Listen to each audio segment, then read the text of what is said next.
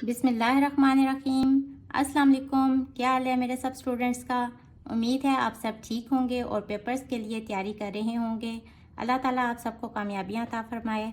हम exercise number 8.1 solve कर रहे थे और इसके फर्स्ट 3 क्वेश्चंस हम सॉल्व कर चुके हैं। तो आज के लेक्चर में हम क्वेश्चन नंबर 4, 5, 6 और 7 सॉल्व करेंगे।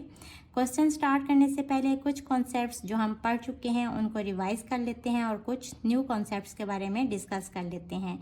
अभी तक जो आपने पढ़ा वो क्या है कि स्लोप कैसे फाइंड करते हैं। स्लोप और ग्रेडियंट एक ही चीज़ होती है और इसको हम एम से डिनोट करते हैं।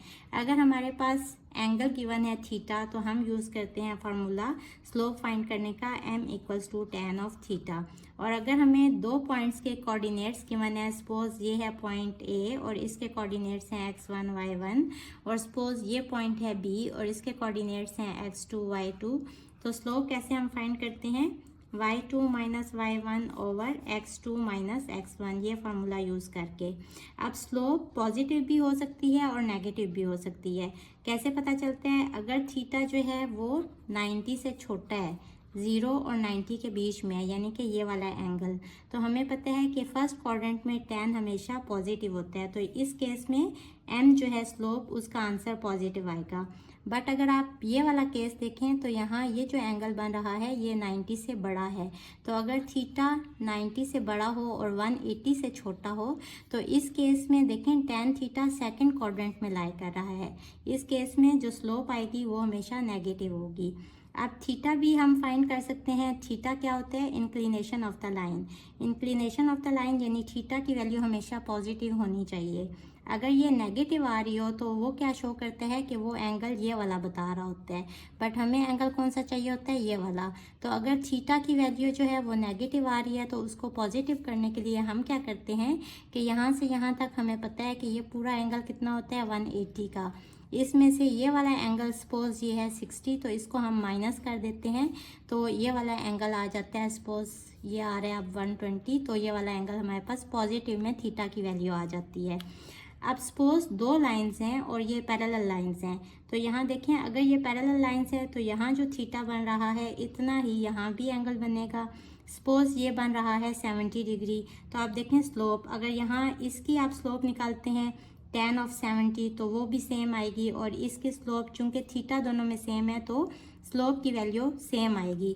तो सपोज इस लाइन की स्लोप है m1 और इसकी स्लोप है m2, तो यहाँ से क्या पता चलता है कि if two lines are parallel तो उनकी जो स्लोप होती है वो सेम होगी। ये कॉन्सेप्ट याद रख लें, ये आगे क्वेश्चंस में यूज़ होगा। और यहाँ देखें अगर ये दो लाइंस हैं, सपोज ये वाली लाइन है L1 और ये वाली लाइन सपोज है L2। अब यहाँ ये जो एंगल बन रहा है सपोज ये है अल्फ़ा और ये वाला जो एंगल बन रहा है ये है बीटा। अब L1 की स्लोप सपोज है m1 और L2 की स्लोप सपोज है m2, तो इस केस में स्लोप्स जो हैं वो रेसिप्रोकल और नेगेटिव साइन के साथ ऐसे होती हैं। और इन अदर वर्ड्स अगर हम दोनों लाइंस के स्लोप को मल्टीप्लाई करें तो आंसर क्या आएगा? -1। तो अगर क्वेश्चंस में ये गिवन हो कि दो लाइंस हैं और वो परपेंडिकुलर हैं एक दूसरे के, ये देखें ये एंगल कितना बन रहा है 90 डिग्री का, तो यहाँ से क्या पता चल रहा है कि ये दोनों लाइंस एक दूसरे के परपेंडिकुलर हैं। तो परपेंडिकुलर होंगी, वहाँ से हमारे पास ये इन्फॉर्मेशन आ जाएगी कि अगर हम दोनों लाइंस की स्लोप फाइंड कर लें तो उनको मल्टीप्लाई करने से आंसर क्या आना चाहिए? -1। तो ये भी कॉन्सेप्ट याद कर लें, ये आगे क्वेश्चंस में यूज़ होगा। तो आइए स्टार्ट करते हैं question number 4। Question number 4 is if a of -2 6 and b 7 3, अगर दो पॉइंट्स हैं a और b, then find slope of the line parallel to AB। यानी हमने क्या फाइंड करना है? गिवन क्या है? सपोज ये कोऑर्डिनेट प्लेन है और यहाँ ये एक लाइन है और इसके कोऑर्डिनेट्स हैं a और b। अब हमने क्या फाइंड करना है कि अगर एक और लाइन है तो उसकी स्लोप क्या होगी, और कंडीशन उन्होंने क्या दी हुई है कि वो लाइन पैरेलल है ए बी के। इस लाइन के पैरेलल कोई और लाइन है तो उसकी हमने स्लोप फाइंड करनी है। तो सबसे पहले हम स्लोप फाइंड करेंगे ए बी की। स्लोप का क्या फार्मूला है? यानी कि सपोज इसको हम कह लेते हैं कि ये m1 है और y2 minus y1 over x2 minus x1। y2 है -3 फार्मूले का माइनस और y1 है 6, x2 है 7, फार्मूले का माइनस और x1 है -2। सॉल्व करेंगे -9 और 7 माइनस माइनस +2, 7 + 2 इज़ 9, 9 9 से कट जाएगा तो -1। स्लोप आ गई ए बी लाइन की। मैंने आपको क्या कॉन्सेप्ट बताया कि जो भी दो लाइंस एक दूसरे के पैरेलल होंगी तो दोनों की स्लोप सेम होगी।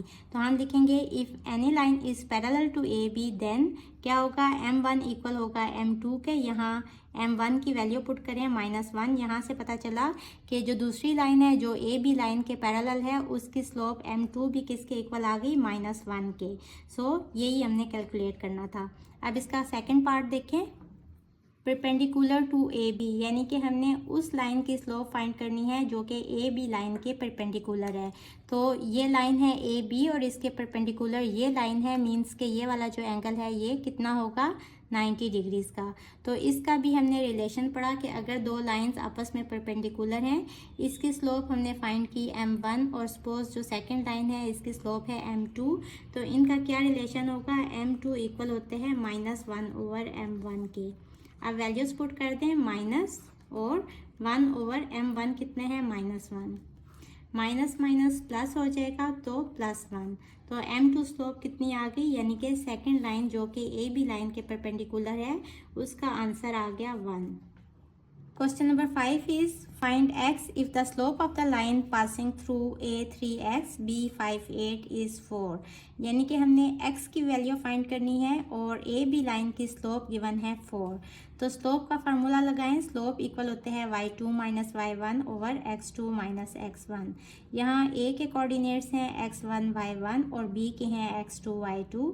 तो वैल्यूज पुट कर देंगे और स्लोप की वैल्यू गिवन है 4, यहाँ 4 लगा देंगे। y2 है 8 और y1 है x, तो 8 - x और नीचे आ जाएगा 5 - 3। इसको सिंप्लीफाई करें, यहाँ ये इधर जाके मल्टीप्लाई हो जाएगा। 5 - 3 2 होते हैं और 4 2 ज़ा 8 इक्वल्स टू 8 - x। अब यहाँ 8 को यहाँ ले जाएं तो 8 - 8 इक्वल्स टू -x। यहाँ -x equals to 0, this implies that x की वैल्यू कितनी आ गई, 0। So this is our answer. Question number 6 is find k if lines passing through AK2 B35 and C5 - 1 D8 7 are parallel. अब हमने k की value find करनी है और हमें इंफॉर्मेशन क्या गिवन है कि ए बी लाइन जो है ये पैरेलल है सी डी लाइन के।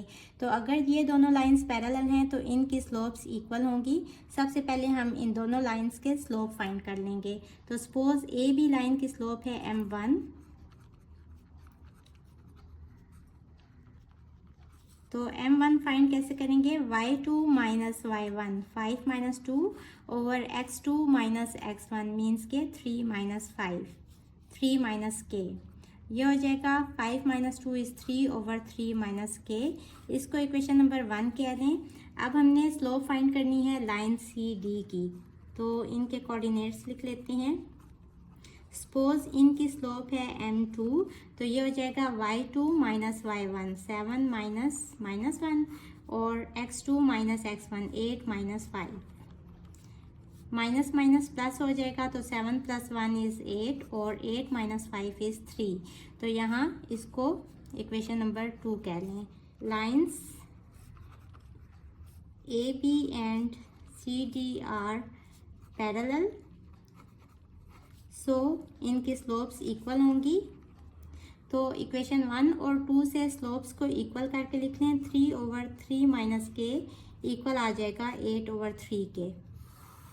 अब यहाँ क्रॉस मल्टीप्लाई करें, यहाँ 3 यहाँ से मल्टीप्लाई हो जाएगा इस 3 के साथ तो 9 हो जाएगा और दूसरी साइड पे क्या हो जाएगा 8 × 3 - k।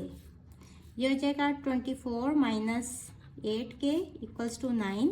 अब यहाँ देखें 9 को इस साइड पे ले जाएं और 8k को यहाँ ले आएं। ये -8k है, इस साइड पे आके पॉजिटिव 8k हो जाएगा और यहाँ 24 इधर ही रहेगा और ये 9 यहाँ जाके -9 हो जाएगा। 24 - 9 इज़ 15, 8k इक्वल आ जाएगा 15 के और यहाँ से ये 8 इधर आके डिवाइड हो जाएगा तो k की वैल्यू आ गई 15 over 8। So this is our answer. Question number 7 is find K if lines passing through P -1, 2, Q4, 7 and R2K, S7, 10 are perpendicular. जो इन्फॉर्मेशन गिवन है वो क्या है कि लाइन जो है पी क्यू वो परपेंडिकुलर है आर एस लाइन के।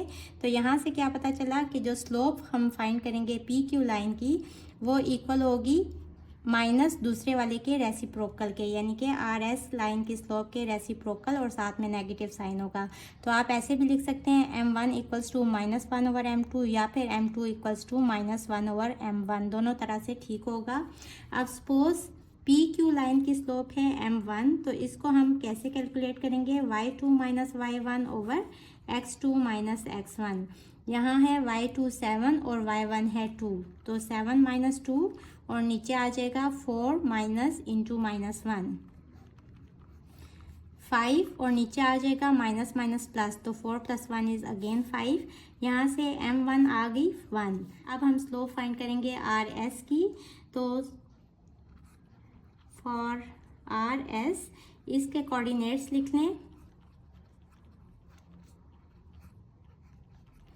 यहाँ ये वाले कोऑर्डिनेट्स हैं x1 y1 और ये वाले हैं x2 y2। सपोज इनकी स्लोप है m2, तो यही फॉर्मूला यूज़ करते हुए y2 - y1 10 - k over x2 - x1 7 - 2, ये आ जाएगा 10 - k over 5। Now if two lines are perpendicular then क्या रिलेशन होता है इनके स्लोप्स का, m2 इक्वल होता है -1/m1 के, या फिर आप ये भी लिख सकते हैं कि m1 इक्वल होगा -1/m2 के। दोनों तरीके से आप स्लोप की वैल्यू पुट करके k की वैल्यू फाइंड कर सकते हैं। अब m2 हमने कैलकुलेट किया है 10 - k ओवर 5 और -1/m1 की वैल्यू है 1। क्रॉस मल्टीप्लाई करेंगे 10 - k के साथ 1 मल्टीप्लाई होके 10 - k ही आ जाएगा, और -1 के साथ 5 मल्टीप्लाई होगा तो -5 आ जाएगा। अब यहाँ से हमें k की वैल्यू चाहिए, k को इस साइड पे ले जाएं तो ये हो जाएगा पॉजिटिव k, और -5 को इधर ले जाएं तो ये हो जाएगा 10 + 5 विच इज़ इक्वल्स टू 15। सो इस तरह भी k की वैल्यू आ सकती है और आप इस रिलेशन में भी पुट कर सकते हैं। m1 की वैल्यू है 1 और माइनस, और m2 की वैल्यू है 10 - k ओवर 5। अब देखें जो सबसे नीचे होता है बेसिकली ये ऊपर आ जाता है, तो -5 ओवर 10 - k हो जाएगा, और क्रॉस मल्टीप्लाई करेंगे तो 10 - k इक्वल्स टू -5 आ जाएगा। यही वाला रिलेशन आ गया, यहाँ से आ जाएगा k इक्वल्स टू 15। सो दोनों तरीकों से k की सेम वैल्यू आ जाएगी। So this is our required answer.